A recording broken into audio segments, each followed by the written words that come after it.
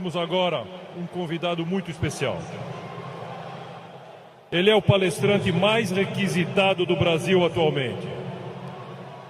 Historiador e professor da Unicamp, participa em programas de rádio e televisão nas principais emissoras do país. Com vocês agora, professor Leandro Carnal.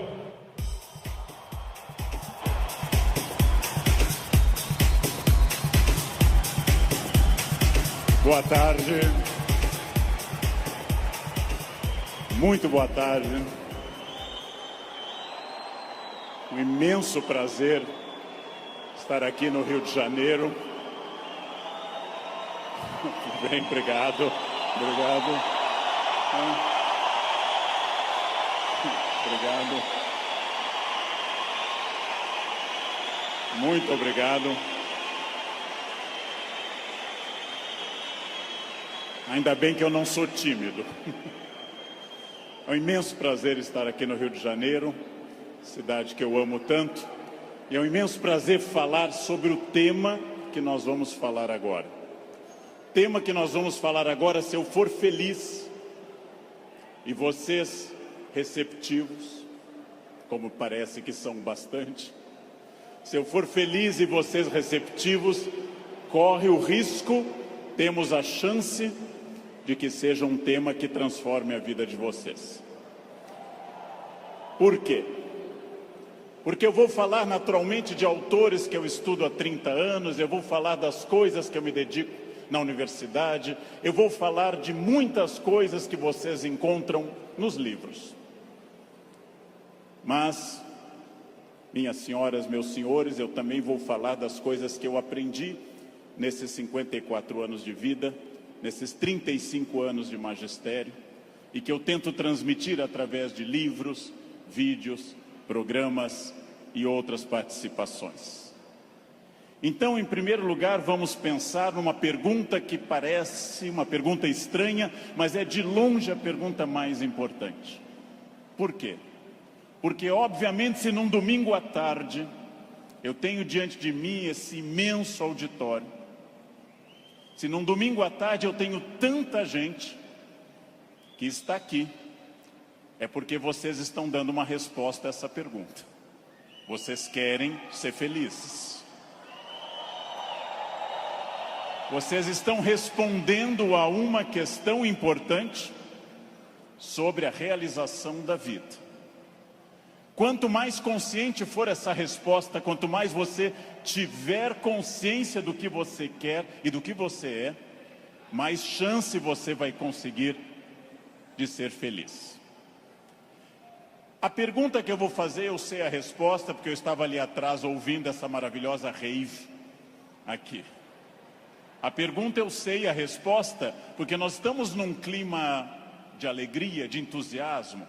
Entusiasmo é uma palavra linda, vem do grego cheio de Deus, entheos. Cheio de Deus, entusiasmo.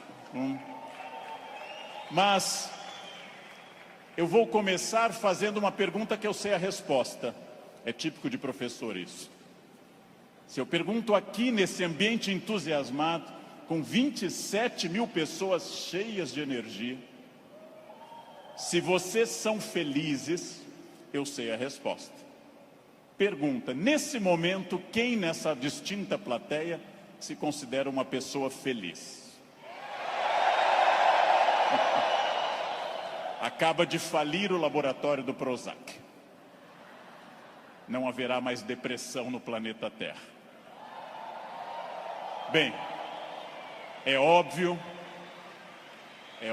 que a felicidade de vocês é notável. Se eu fosse cego e surdo, eu sentiria a vibração do auditório. Porém, agora começa a função chata do filósofo.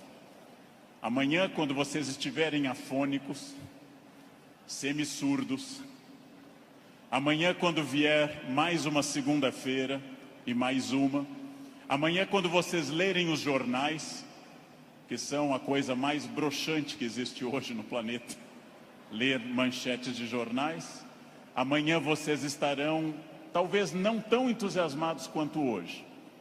E daqui a 15 dias, talvez um pouco menos. Mas esse é um momento em que o entusiasmo é lógico. Então a minha pergunta é para médio e longo prazo, porque eu estou falando de um dos momentos mais difíceis da história do Brasil. Eu estou falando de um momento complicado. Ok. É para eu falar mais próximo do microfone. Eu já acho que eu estou berrando, mas... Num momento da história do Brasil onde existe uma dificuldade imensa. Eu não vou citar o nome dessas pessoas, porque dizem que o simples nome atrai energia negativa para o ambiente. Vamos chamá-los de Voldemort 1, Voldemort 2. Bem, muito difícil que eu consiga pensar, porque da mesma forma que nós temos um momento político difícil, nós temos um isolamento enorme neste país, e as pessoas quase todas estão fechadas sobre seus aparelhos, estão fechadas sobre aquilo que estão lendo e vendo, estão mais olhando suas telas do que outras pessoas. Há um individualismo enorme, crescente. Há um individualismo que nos domina nesse momento, sem sombra de dúvida.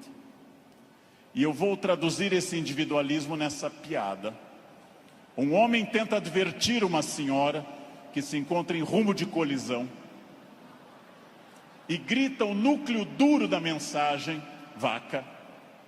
Porque ele não tem tempo para elaborar uma frase, ele não tem tempo para dizer: cuidado, ó senhora, haverá um choque. Então ele grita apenas vaca.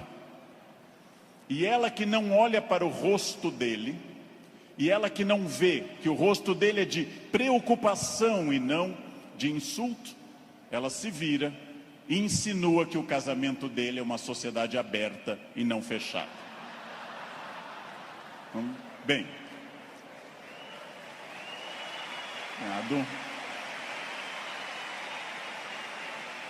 primeiro problema e primeiro conselho que eu dou a vocês, para que vocês reflitam, aceitem ou rejeitem como desejarem. Primeiro conselho importante: olhem para o rosto das pessoas. Olhem para o rosto dos clientes. Olhem para o rosto de quem está comprando, porque o rosto humano é um livro poderoso que traduz tudo. O rosto humano lhe diz: eu estou adorando, eu estou detestando, eu estou entediado, eu estou entusiasmado. Comecem a olhar para o rosto, comecem a mandar menos emojis e emoticons pelo celular e comecem mais a olhar para o rosto humano, que traduz tudo o que você precisa saber. Chego a sugerir ousadamente que vocês olhem para o rosto das pessoas da própria família, que conversem com maridos e mulheres. Olha a minha ousadia. Que olhem para essas pessoas. Que vocês passem a avaliar valores, emoções, sentimentos. Que vocês passem a pensar claramente em cada indivíduo único. Essa é uma das grandes chaves do sucesso. Eu tinha um erro, eu tinha um defeito como profissional.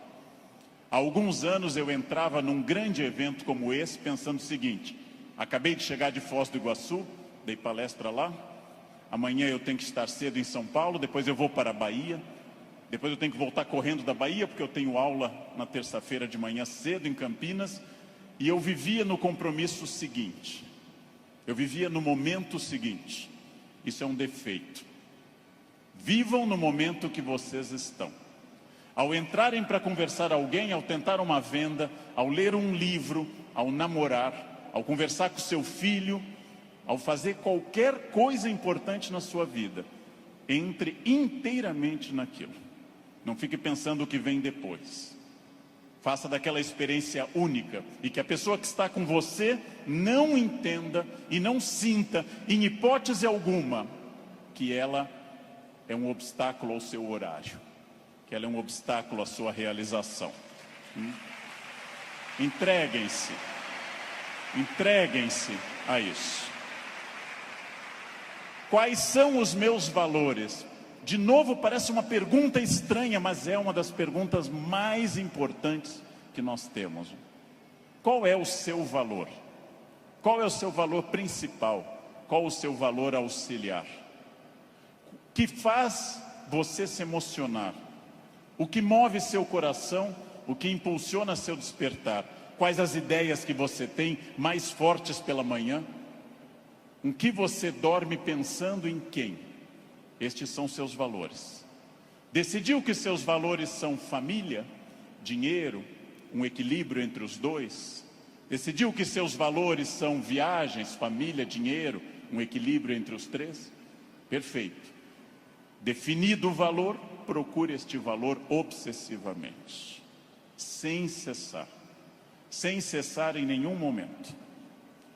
Há mais de 40 anos, quando eu estava estudando línguas inclusive, eu ouvi várias pessoas dizendo sempre que era muito esforço. Quando eu fiz a faculdade, evitei excesso de festas, evitei maconha, o que num curso de humanas na USP é um isolamento muito grande. Não pegava ninguém. Evitei coisas, foquei no que eu queria. Eu estou aqui para estudar. Eu estou aqui para estudar muito. Depois continuei estudando e fiz mestrado e doutorado, fui morar fora, aprendi línguas e sempre mirando no meu valor. Meu valor é ser um profissional de excelência. E não apenas excelência média, de grande excelência. Então, eu mirei desde o início, gente. Eu mirei na ideia que eu quero ser Alexandre o Grande, não Alexandre o Médio, nem o Pequeno. Não quero ser médio, não quero ser a pessoa legalzinha. Por incrível que pareça, e até vaidoso que possa parecer a vocês, mas isso foi um lema de vida, desde muito cedo eu disse, eu quero ser, se não o melhor, um dos melhores professores do Brasil. Um valor alto, vaidoso. Só que eu aprendi que mirando alto, às vezes a gente consegue um pouco menos. Se você mirar baixo, você consegue ainda menos. Mire alto.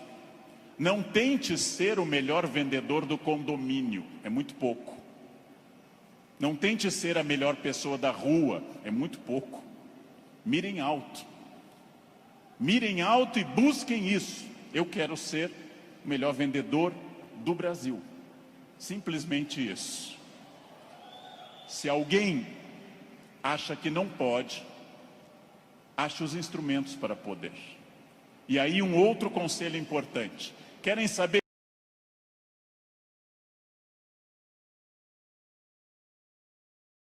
o valor?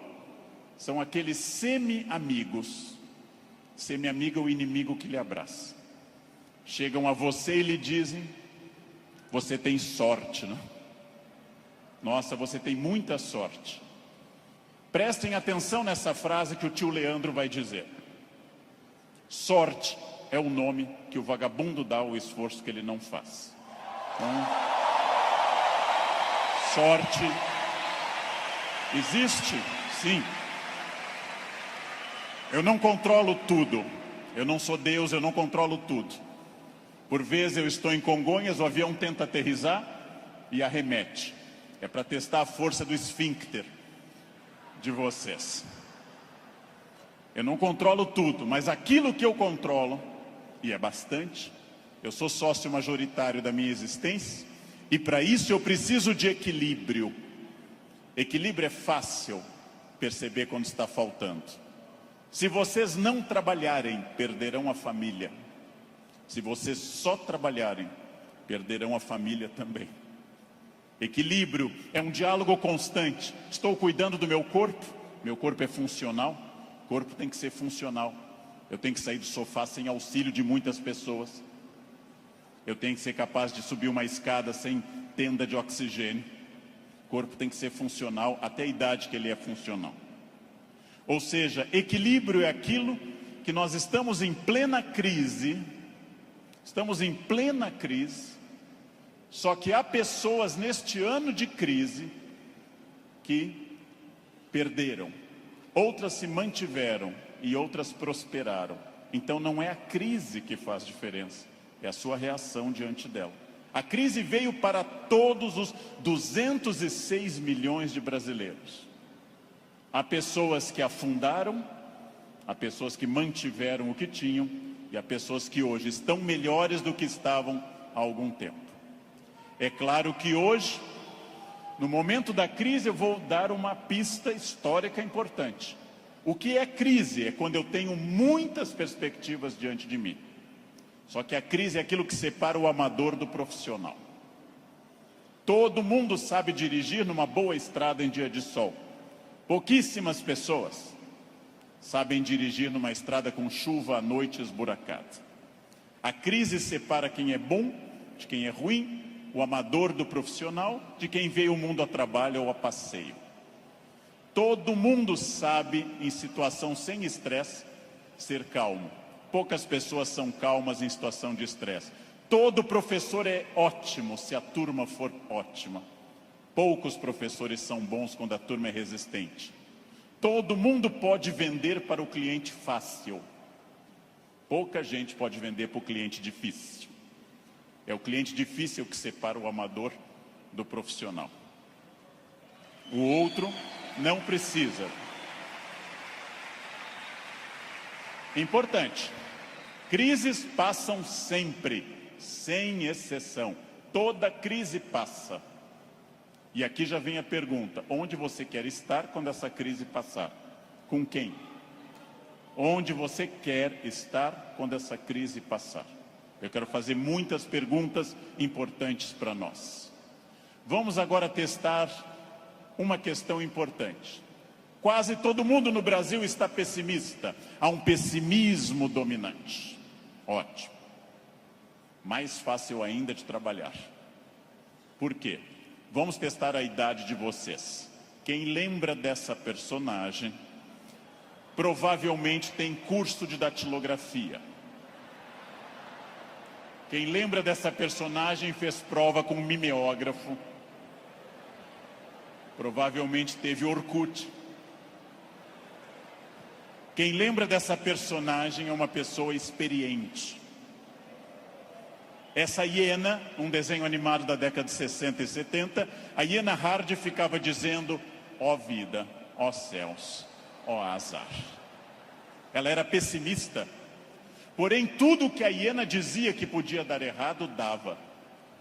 Ela era pessimista, mas ela acertava.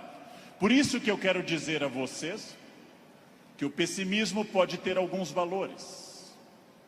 Ele nos dá uma amostra dos riscos. É importante ter um pessimista na equipe, mas no máximo um, apenas um, que é o que uma equipe tolera. Quando alguém chega e diz: nós vamos dobrar o capital, dobrar o número de clientes, nós estaremos em mais 30 países até o ano que vem, o pessimista diz: calma, não é tão fácil. Pessimista é importante para levantar problemas, mas agora eu vou mostrar uma imagem daquilo que eu acredito. No barco está a hiena pessimista dizendo: lógico, o continente está longe, a desidratação é certa, há tubarões, essa vela é ridícula, esse remo não vai levar a nada. Ele tem razão, a hiena tem razão. Mas observem uma coisa: o pessimista faz um bom quadro dos problemas, mas não está fazendo, para dizer uma coisa elegante para uma plateia distinta, não está fazendo sêmen algum para mudar isso. Não dá para ser mais direto que isso à tarde. Não? Bem,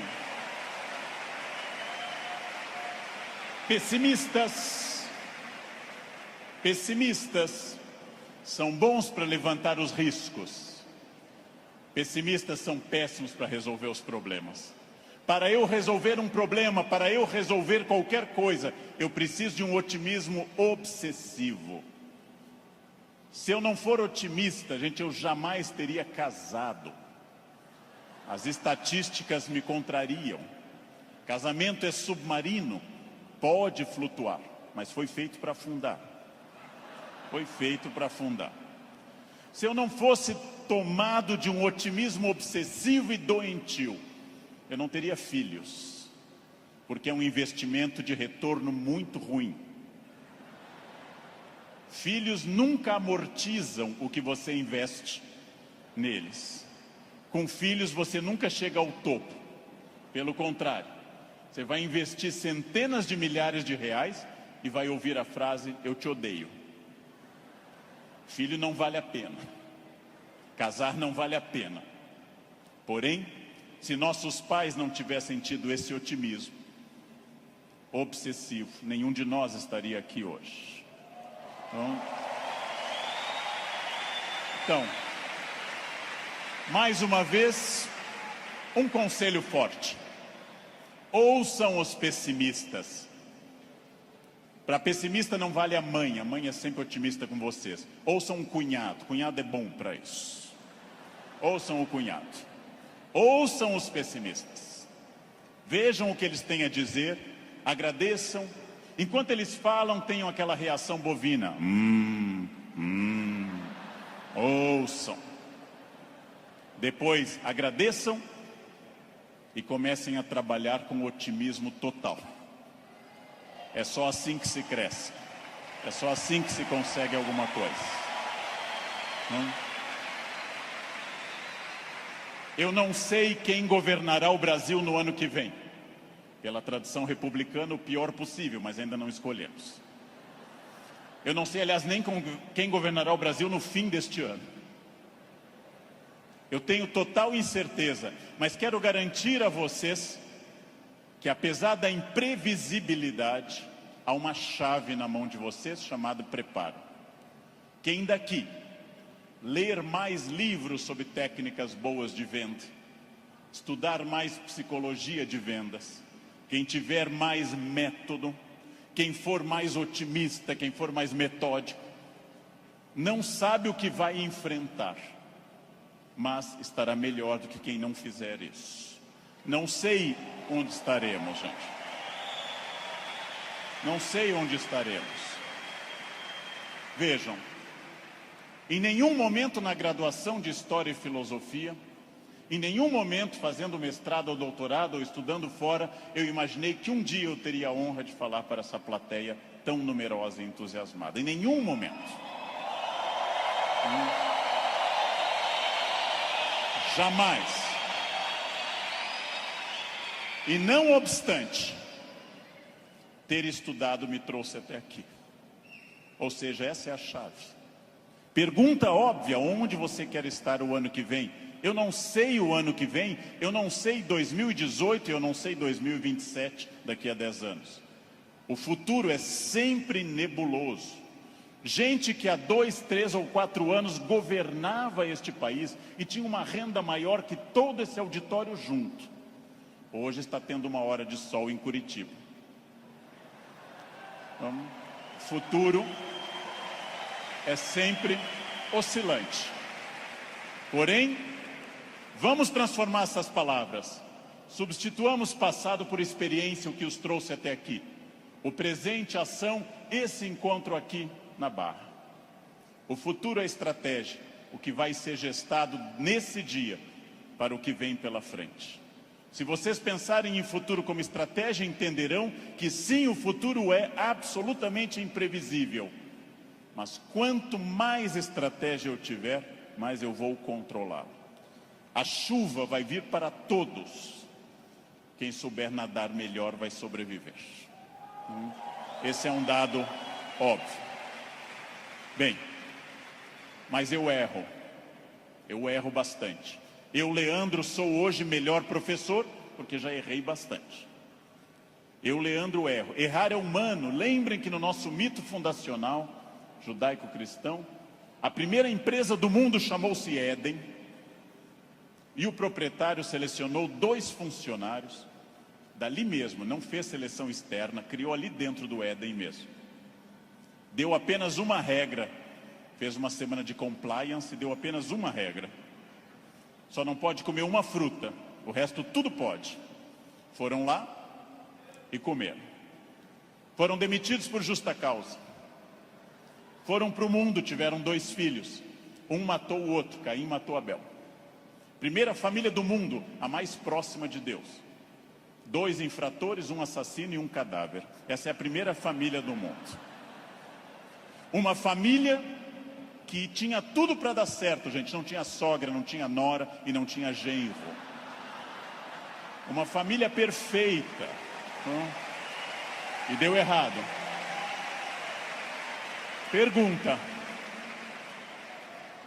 Nós somos filhos deles.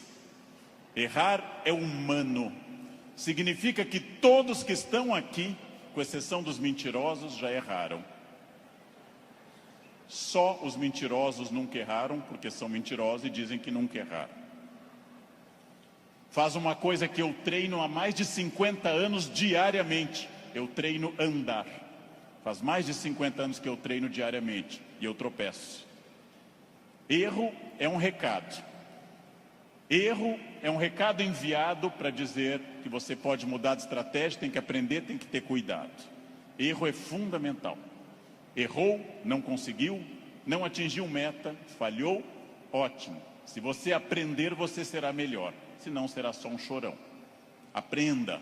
Aprenda com o erro, gente. Aprenda com o erro.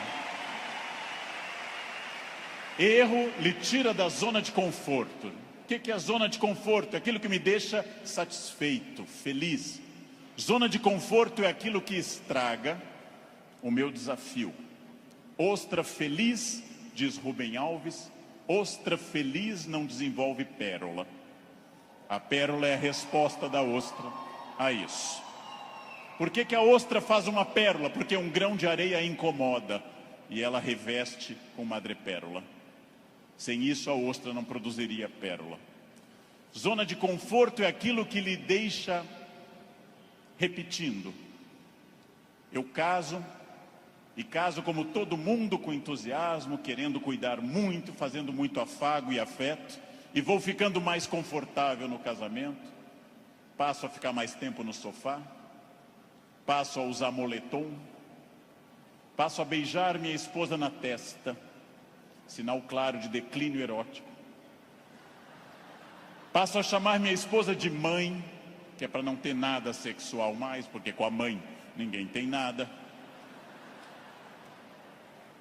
Perco a atenção na roupa de baixo, e ela, ao invés daquelas lingeries lindas, de seda e renda, vermelha e preta, passa a usar bege, de algodão, lavadas com sabonete no box, dia após dia. E assim os dias vão se sucedendo, e finalmente chegamos ao ponto mais baixo da relação. Os dois passam a usar croque. Acabou. Acabou. Não há sexo com croque, jamais. Bem, salvo se alguém aqui está de croque, é exceção do que eu estou dizendo. Fica muito bem em você. Fica muito bem. O que acontece com a zona de conforto? Eu passo a não querer fazer mais coisas certas nem com entusiasmo. Eu passo a achar que está bom estar no aquário lotado porque é conhecido. E eu não busco um aquário mais desafiador e maior. Tudo o que te agrada te engana. Tudo o que te seduz e te deixa confortável te conduz à mediocridade. Quanto mais você tiver desafios, mais você vai responder a esses desafios. Zona de conforto é muito curiosa, porque ela significa o fim da luta. Saiam da zona de conforto. Pensem seriamente que tudo está em mudança, tudo está envelhecendo, tudo está passando, tudo aquilo que não está se expandindo está encolhendo. Tudo aquilo que não está melhorando está piorando. Isso é a realidade do mundo. Se você não mudar o seu negócio, alguém mais jovem e mais dinâmico vai mudar. Nesse momento, alguém está tendo uma ideia de vendas melhor que a sua. Isto significa que quem se dedica a ser um profissional precisa permanentemente levar em conta essa frase: mudar é difícil, me ensinaram os norte-americanos. Mudar é difícil, não mudar é fatal. Mudar é difícil, não mudar é fatal. Isso é fundamental, gente. Tem duas opções: enfrentar a mudança, enfrentar o desafio e pensar: esse ano eu consegui isso, que bom, e agora? Ah, mas eu já falo inglês. Ótimo. Qual o passo seguinte? Eu já consegui a minha casa, perfeito. Era esse o seu objetivo material? Qual é o passo seguinte nos outros objetivos? Não mudar é fatal. Protagonismo é quando eu entendo que a minha vida não mudou por causa dos astros. Não mudou porque Mercúrio estava retrógrado. Não mudou porque Saturno está sob meu signo. Mudou porque eu agi.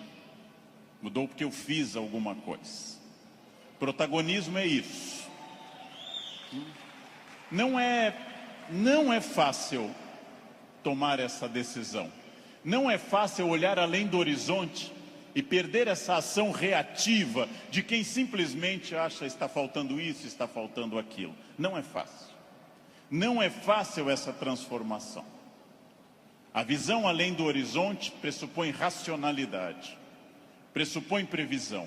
E eu venho de um país que eu amo tanto, este Brasil, apaixonadamente, um país que não gosta de ser estratégico. Todos os dias eu pego avião, gente, todos os dias, como hoje de manhã, como agora à tarde. Todos os dias eu enfrento raios-x e pessoas que passam, aí tem o celular no bolso e voltam. E eu atrás dessa pessoa envelhecendo. E a pessoa passa de novo, as moedas e volta. A botinha cafona com taxinhas, volta. Depois de 10 vezes a pessoa passa, sem nenhuma estratégia. Chega à porta do Finger, a funcionária pede o documento e começa a procurar na bolsa ou na mochila o documento. Naquele momento, o meu já está em ângulo para mostrar para o funcionário. Essa pessoa acha o documento, entra no avião, vai até a metade e aí olha o seu ticket, 2A, e começa a voltar, contrariando a piracema que está indo para o fundo do avião. Estratégia é a capacidade de se antecipar à necessidade. Estratégia é estar pensando o seguinte: está dando certo a minha estratégia nesse momento? Ótimo. Está dando certo, já é passado. O que eu vou fazer no futuro? O que eu vou fazer para transformar isso? Racionalidade estratégica. Não existe destino. Eu sou das pessoas que compartilha da ideia que não existe destino. Existem acidentes para todos. O que eu faço com esse acidente me define. Leandro, você fala bem porque você é de aquário. Eu sou de aquário. Aquário é ar. Pessoas de ar falam bastante. Gêmeos também. Você é muito ciumenta, mulher, porque você é de escorpião. Escorpião é tomado pelos ciúmes. Mas que marido exemplar? É câncer. Câncer é água. Chora até a inauguração do supermercado. Mas que chefe autoritário? Áries. Ele é de Áries. É muito autoritário. Que secretária organizada? Virgem. Virginianos têm toque com ordem. Muito bem. Isso é pensamento mágico. Sabe o que é pensamento mágico? Acreditar que a minha vida é determinada por uma constelação na hora do nascimento. Sabem o que é vaidade, que também atrapalha? É ficar pensando agora, por que ele não falou do meu signo até agora? Isso é vaidade. Será que ele vai falar do meu signo? Isso é vaidade. Bem, superem isso. Superem essa ideia de sorte, azar, destino. Introduzam a ideia de decisão, estratégia e trabalho. Sartre diz, o filósofo que morreu em 1980, Sartre diz: não importa o que a vida fez de você. Pausa. Importa o que você fez com o que a vida fez de você. Não importa o que a vida fez de você. Importa o que você fez com isso. Você conseguiu aprender inglês porque sua família era rica e te levava para esquiar em Aspen, no Colorado? Ótimo. Tem outra maneira de aprender, na biblioteca pública com CDs de graça. Aspen é bom, Aspen é legal, mas não está impedido o acesso para outras pessoas. Não importa isso. A vida te deu 3 chances de sucesso material. Nascimento é a primeira. Quem nasceu de família boa, mas desprovida de recursos, já queimou 1/3 das chances. Família amorosa, mas sem CNPJ forte. Segunda chance, casamento. Quem casou por amor já queimou 2/3 das chances. Casar por amor elimina mais 1/3 das suas chances. Sobrou só um, gente. Só um caminho. Trabalhar. Trabalhar bastante. Ou casar de novo. Ou nascer de novo. Eu já me convenci que é trabalho, que queimei os 2/3 iniciais também. Tenho família amorosa e muito trabalho pela frente. O que significa isso, gente? Vamos pensar. Eu não sou controlado. Eu não sou controlado pelo destino. É óbvio que eu não sou tudo e nem posso tudo e nem sei tudo, mas eu não sou controlado pelo destino. O primeiro exercício que eu quero que nós façamos daqui para frente é o seguinte: dentro do padrão do humano, eu não posso desejar imortalidade, está fora do padrão do humano. Tirando a Rainha Elizabeth, ninguém é imortal no planeta Terra. A Beth é imortal, é uma Highlander. Eu não posso dizer, eu me cuido, você vai morrer igual. Vai ser um cadáver bem cuidado. Eu hidrato a pele, vai ser um cadáver hidratado, bonito. Eu malho todos os dias, um cadáver definido, bonito também. Muito bem. A não ser que vocês queiram evitar Alzheimer, aí o meu conselho é: comam bacon, pururuca, banha, isso evita Alzheimer. Vocês não chegarão à idade de desenvolver Alzheimer. Vão morrer antes. Então, bem. Não controlo tudo. Não controlo tudo. Não sou dono do universo. Não posso impedir a morte, que virá. Mas entre o nascimento e a morte eu controlo muita coisa.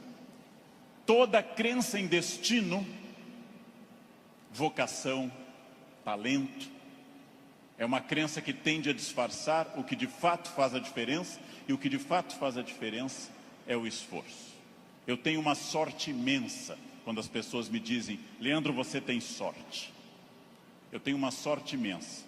E essa sorte se repete diariamente, porque eu acordo às 4 da manhã. Essa é uma sorte diária. Basta eu começar a dormir o dia todo que a sorte se vai.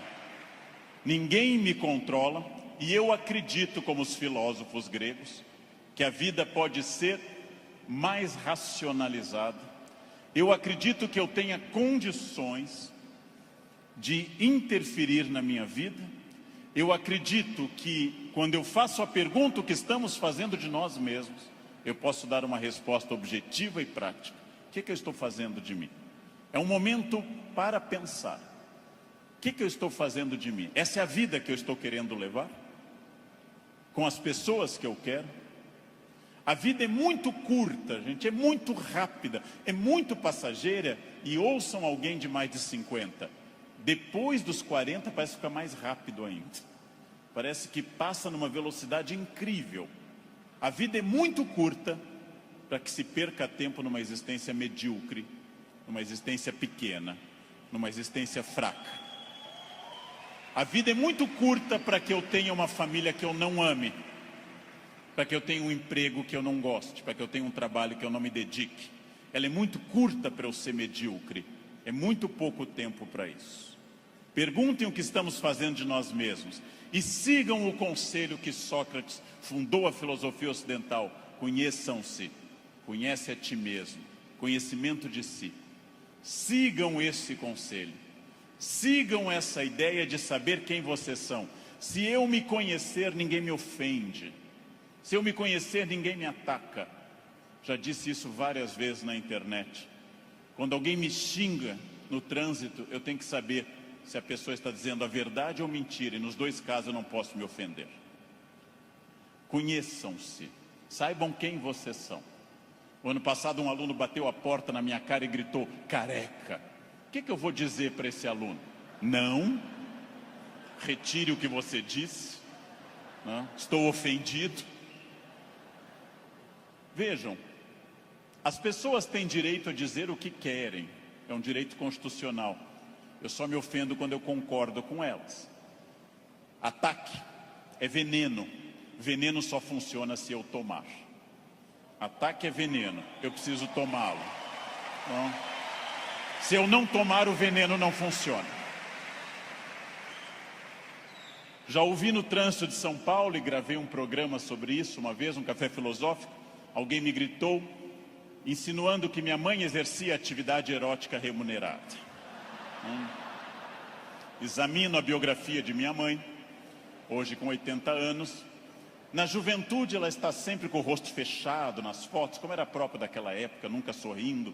Era obviamente uma mulher fiel, sempre triste, fechada, uma mulher de um homem só. Não ria, não tinha aquela pele brilhante da mulher que não é tão dedicada. No passado por virtude, no presente por falta de mercado, minha mãe não é uma prostituta. Então eu não me ofendo. Mas se ela fosse, e não é crime no Brasil ser, eu teria que dizer à pessoa, você conheceu mamãe? Você ia lá em casa? Não. Também não teria que me ofender. Segundo xingamento mais comum e mais estranho, diz respeito à orientação sexual, que é mais estranho ainda, já que orientação sexual não é xingamento, mas é uma característica de cada pessoa. Alguém insinua que eu seja de uma orientação sexual específica. Eu observo e penso, tenho 54 anos, é uma idade boa para você já saber seus orifícios preferidos. É uma idade que, grosso modo, você já sabe mais ou menos o que você gosta. E não haveria problema nenhum em gostar de outra coisa. Então eu digo, você está enganado. Seguindo o velho conselho do Rio Grande do Sul, onde eu nasci, por onde sai o feijão, não entra mandioca. Bem, mas e se fosse? E se fosse, sem problema algum, eu diria a essa pessoa também, você me conhece? Eu não lembro do seu rosto, mas eu olho sempre o travesseiro, quer dizer, eu não vejo, estou sempre na fronha, eu não lembro bem do seu rosto.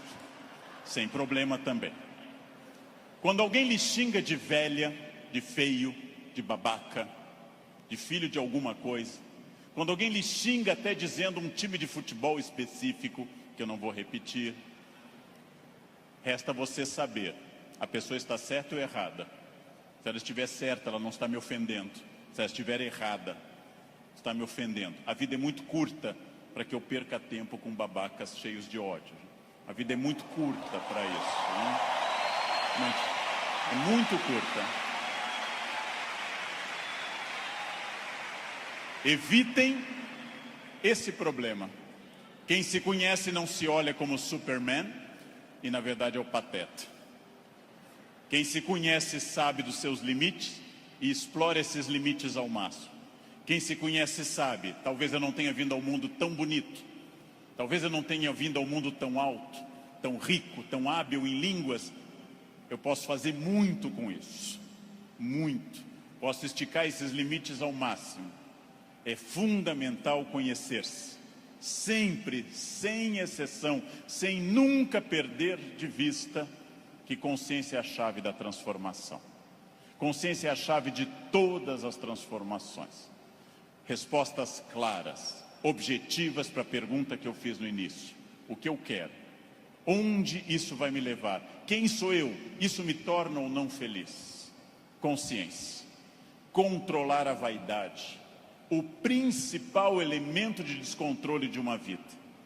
Trabalhei para homens muito importantes nesse país, trabalhei com pessoas fundamentais deste país, e quase todos com o mesmo pecado, o pecado da vaidade, o pecado fundacional da humanidade, o de Lúcifer, o pecado de se achar mais do que é, e de achar que os outros concordam com isso.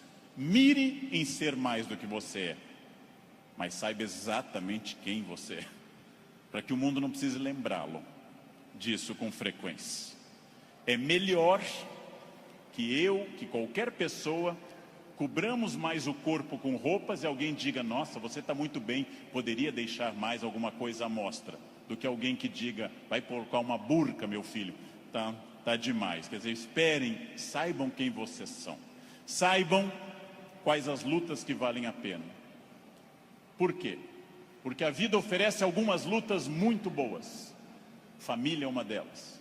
Luta contra o racismo é uma luta muito boa. dedico parte da minha vida a isso. Luta contra a violência sobre as crianças, luta contra a pedofilia, é muito boa. Essas lutas são boas, merecem toda a nossa energia, merecem todo o nosso empenho, talvez até a vida. As outras, não. Não. Escolham a luta, gente. Escolham as lutas. Não é boa luta o trânsito. Não é boa luta. É ridículo brigar no trânsito. A pessoa pode estar simplesmente louca, drogada ou armada. Não lutem no trânsito. Não percam um projeto de vida por causa de um louco. Não lutem em família, dentro da família. Família é como herpes, volta sempre. Volta sempre, gente. Você brigou agora, no próximo Natal tem de novo. Não adianta brigar. Escolham as lutas. E quando alguém lhe ofender na sua rede social, bloqueie, apague ou ignore.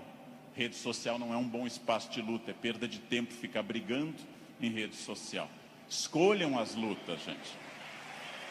E aqui um detalhe, uma campanha. Falando no Brasil inteiro, eu estou lançando uma campanha, gente. Pelo amor de Deus, parem de dar bom dia em grupo de WhatsApp. É a minha campanha. É minha campanha. Se alguém der bom dia, apaguem simplesmente e pronto. Pronto, falei. Escolham as lutas. O mundo inteiro hoje está centrado em duas coisas: parecer, através de redes sociais, e ter. Ter é bom, se representar que eu vou melhorar com isso. Ter para ser, ter para parecer é ruim. É bom eu ter conforto, é bom eu ter algumas coisas materiais, desde que eu saiba que elas servem à minha felicidade, e não eu sirvo as coisas. Ter e parecer não se confunde com ser. É uma palavra difícil, eu sei. É uma palavra complicada, essa tal de felicidade. Epicuro, filósofo, que eu adoro, dá uma norma muito clara. Viver não é um fardo. Não viver não é um mal. Logo, diz Epicuro que nós devemos honestamente morrer e honestamente viver. Como eu posso ter medo do que é inevitável? Viver é um desafio constante, diário, não é um fardo. Não posso acordar como um condenado, não é um fardo, é bom. E também honestamente aceitar essas coisas. Muito importante, contido nessa imagem de uma escultora norte-americana, Bobby Carlyle, que eu adoro. Essa estátua chama Self-Made Man. Mostra com o talento da escultora, em bronze, uma figura de um homem esculpindo-se. É uma metáfora excelente para todos nós. Eu estou parcialmente pronto, mas eu não sou perfeito. Perfeito quer dizer em latim feito até o fim. Perfectum, feito até o fim. Eu não sou perfeito. Eu sou perfectível, eu estou em processo de transformação, eu sou uma pessoa crescendo a cada instante. Eu tenho partes completamente prontas, outras que precisam de melhoras e outras que precisam ser criadas. Eu não estarei pronto até o fim. O jogo termina apenas no fim, construir-se. Qual é a parte que me falta? Qual é a parte que eu preciso melhorar?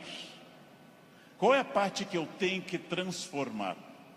Talvez eu seja muito bom quanto a horários, quanto a sair da cama, mas eu sou bom quanto a resiliência, ou seja, enfrentar as pequenas crises cotidianas. Eu sou bom com resiliência e com horários, mas sou muito irritadiço. Tenho que trabalhar isso no meu autoconhecimento, num processo de psicologia, tenho que trabalhar minha irritação. Eu tenho partes a serem melhoradas. Meu português não é bom? Leia, aprende, estude.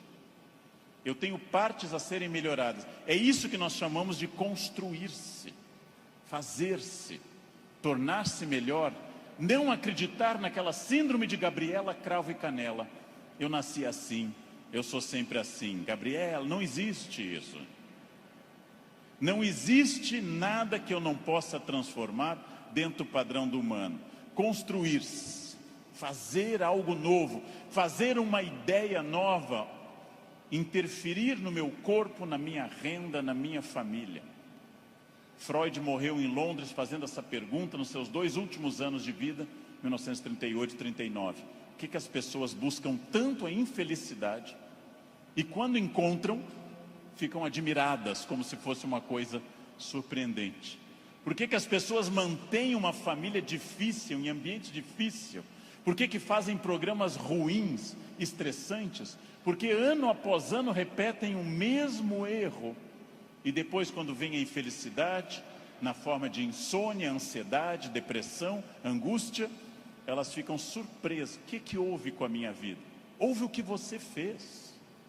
Houve o fruto do seu projeto. Houve a sua ação, houve a sua mão neste cinzel. Trabalhem. Uns têm que trabalhar mais. Uns precisam um esforço maior. Tem gente que anda 5 minutos na esteira e define abdominais. Eu tenho raiva dessa gente. Tenho raiva. Tem gente que come brigadeiro dia e noite e está com 2% de gordura. Quero que morram. Eu vou ter que comer capim sem parar. Vou ter que correr daqui até o Recreio dos Bandeirantes e voltar fazendo num pé só para perder 100 gramas em 2 meses. Não é fácil. E devo dizer a vocês, vai piorando com o tempo. Não é fácil, mas é possível para todo mundo. É possível para todo mundo. Esculpam-se. Criem-se. Façam algo assim. Sejam alguém diferente. Façam algo que transforme a sua vida. Parem de ficar na estrada lamentando o que teria sido. Tirem o futuro do pretérito da cabeça de vocês. O que teria sido não tem importância. Só tem importância o que é e o que será. O presente e o futuro. Só. Ah, se eu tivesse feito isso. É irrelevante o futuro do pretérito no projeto de vida. Condicional em inglês. Não existe isso. Não pensem em nada que não seja fruto dessa ação.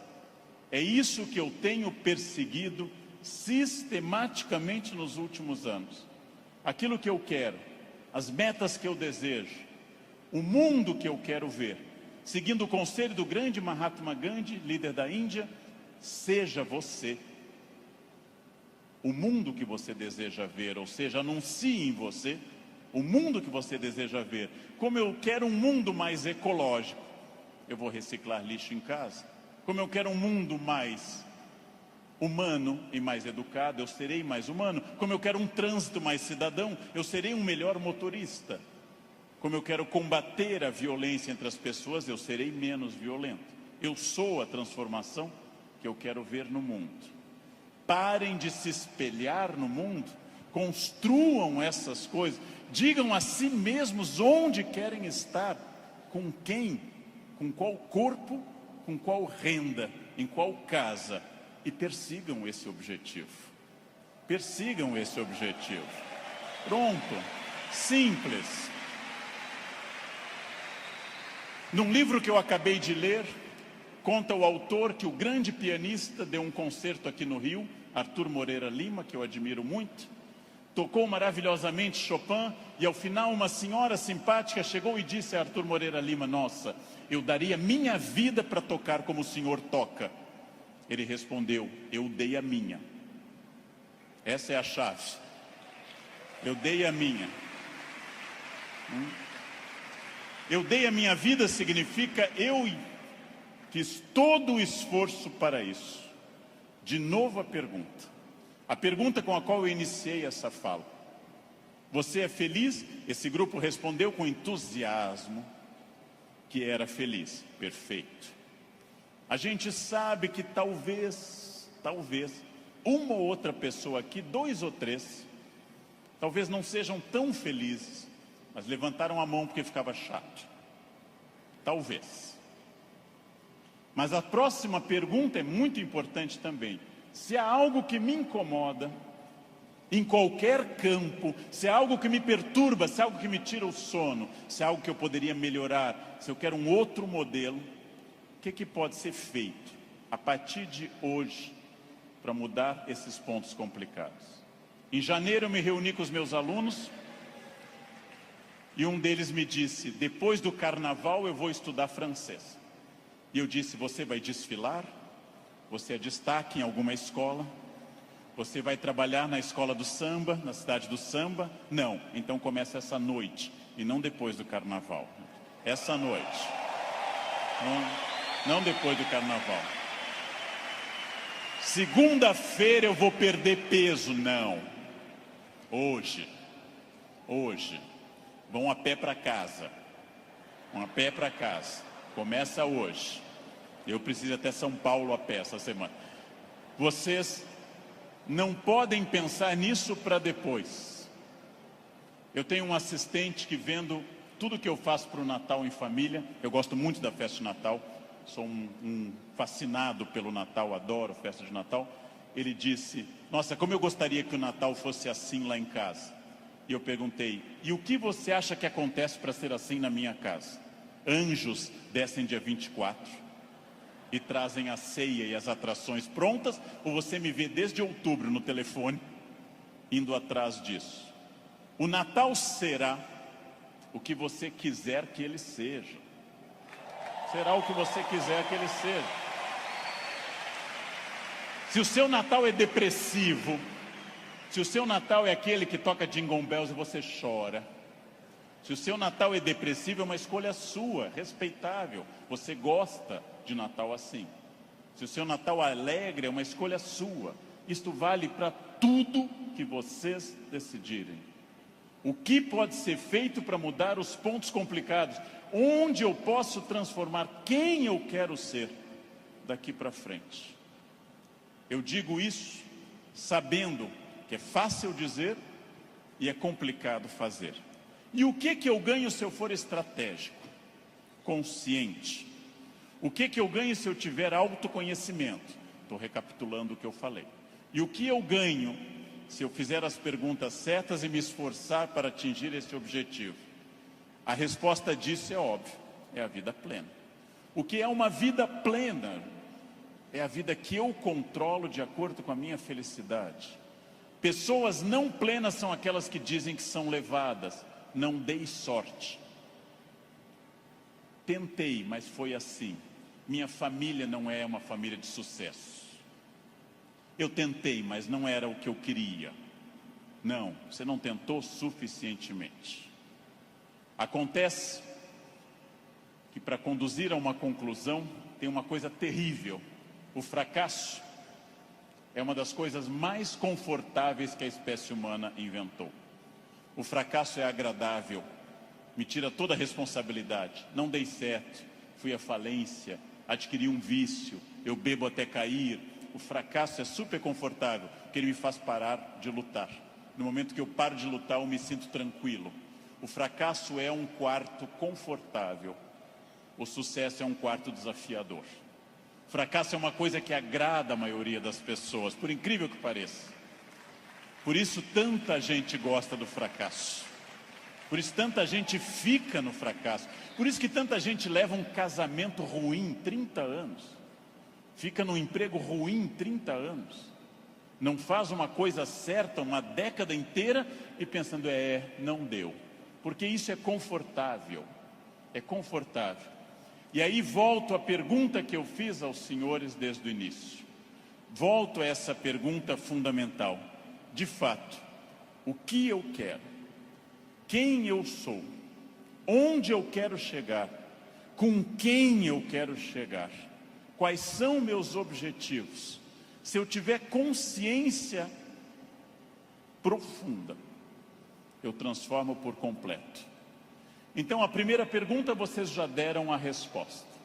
E deram a resposta antes de ouvir o que eu tinha para falar. Todos aqui são felizes. Ótimo. Perfeito. A segunda pergunta é mais complicada. É a pergunta para deixar para vocês pensando nessa linda tarde de domingo.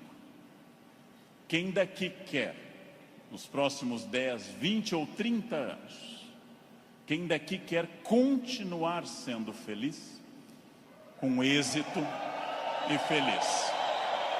Bem, melhor ainda, eu também. Melhor ainda, agora vai começar o primeiro dia do resto da vida de vocês. Agora começa a parte mais importante. Esqueçam o que passou. Esqueçam o passado. Esqueçam tudo que veio até aqui. Reinvente-se. Reconstrua. Faça dessa vida um espaço completamente diferente. Fácil. Sua vida vai continuar sendo muito feliz. Não se acostume ao fracasso. Acostume-se à felicidade. Desafiem-se. Sejam melhores. A vida só vale a pena se ela for intensamente vivida e intensamente aproveitada dentro desses objetivos. Por que que eu sei isso? Porque é o que eu faço aqui hoje, inclusive. Então, muito obrigado pela atenção de vocês. Muito obrigado. Obrigado. Muito obrigado.